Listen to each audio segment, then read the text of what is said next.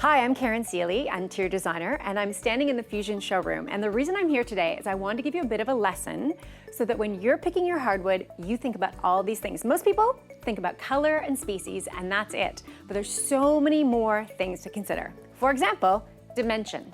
How wide do you want your board to be? Often, the wider the board, the more money. Keep that in mind. But here's a tip. You could, for example, do a really wide board on the main floor and still do the same wood and same color upstairs, but maybe a slightly narrow board. Great way to save money and great flow between floors. As well, it's not just the width of the board, it's also the length of the board. Often when you're picking your hardwood, it's good to look inside the box and know what different lengths that wood comes in. They may be random. You might have shorter pieces, medium pieces, long pieces. The reason I like to know this is that if there's a lot of short boards in a box, I'll often buy more boxes.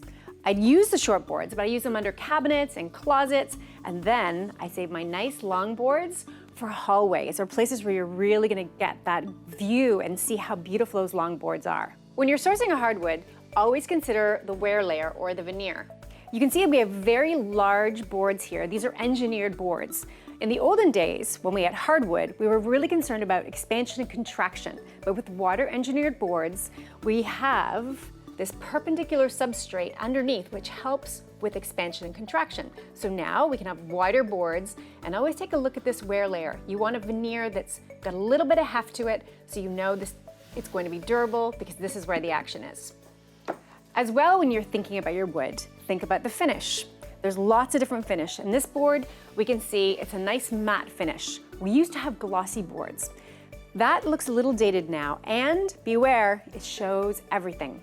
There's also hand scrape boards, which can look fantastic in a more rural setting. So make sure you're thinking about the finish of your wood as well.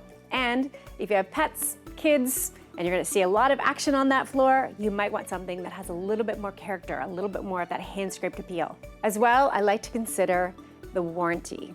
So with these floors, these beautiful Fuzion floors, you're looking at a 35-year limited residential warranty and a lifetime structural warranty.